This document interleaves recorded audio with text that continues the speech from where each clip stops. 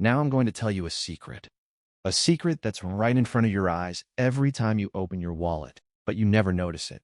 Because of this secret, some people get richer during every crisis while you keep feeling poorer. And today, I'm going to explain the rules of this game to you. Let's start right away.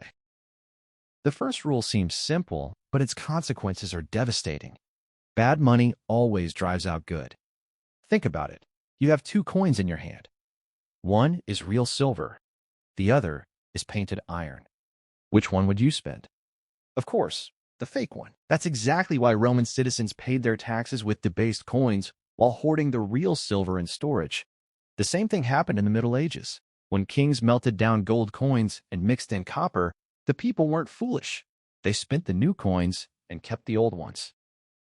But what happens when the system completely collapses? That's when the opposite occurs. Do you remember 1920s Germany? You needed a wheelbarrow full of money to buy bread. In those days, nobody wanted to hold marks. Everyone was after dollars, gold, even cigarettes. Because in a crisis, real money drives out the fake. Venezuela, Zimbabwe, always the same story. The system slowly rots, then suddenly collapses. But here comes the really interesting part. Do you think when new money enters the economy, it reaches everyone equally? Absolutely not. First, banks, government, big corporations, they get their hands on it. They buy assets at yesterday's prices. By the time it's your turn, prices have already risen. Remember the 2008 crisis? Money was printed, stocks soared. But did your salary increase? No. That's why you keep falling behind. Because the money reaches them first, you get it last. This isn't just bad luck. The system was designed this way. Now let me ask you something else. You keep your savings in the bank, don't you? So what's the interest rate? 1%? Maybe 2. What's inflation? 5, 6%? Maybe more. So your money is losing value every year. But they don't tell you that. They say inflation is under control. Meanwhile, housing prices, grocery shopping, education, everything is rising. This is a silent tax. Invisible, but emptying your pockets. After World War II, governments discovered this. Keep interest rates low. People can't escape. Debts erode. They're doing the same thing today. It just looks more modern.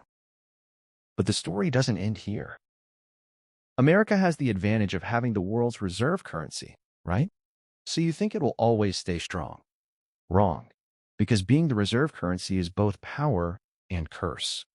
To supply dollars to the world, you have to constantly run deficits. Factories are closing, debts are mounting, but the system continues until it doesn't. Right now, China, Russia, BRICS countries, they're all looking for alternatives. Central banks are stockpiling gold. The system is cracking, and you're not even aware of it. And there's this. Governments set targets. They say, we'll keep inflation at 2%. Sounds good, doesn't it? But what do they do to reach the target? They manipulate the numbers. While prices are soaring in reality, everything looks normal on paper. They pile on debt so GDP can grow. They put on a prosperity show, but the system is actually fragile. Because when you turn something from a measure into a target, you can no longer see the truth. You only see the numbers. And here's the final blow. Debt. In the beginning, debt is beautiful. You borrow $1, you grow $2. But then debt increases, returns decrease. You borrow more, you grow less. Eventually, debt becomes massive, but the economy doesn't grow. America is now $30 trillion in debt. Each new borrowing provides less return. The system is borrowing to stay afloat. Rome did this. The French monarchy collapsed this way. The British Empire weakened this way. And now the same path is being repeated. So what does all this mean? It means this. Money isn't magic. It follows rules. Bad money pushes out good. In crisis, everyone runs to what's real. New money goes to the rich first. Governments quietly rob you. Reserve currencies destroy themselves. Numbers hide the truth. Debt ultimately consumes everything. These aren't coincidences. They're the rhythm of financial history. And here's the hardest truth.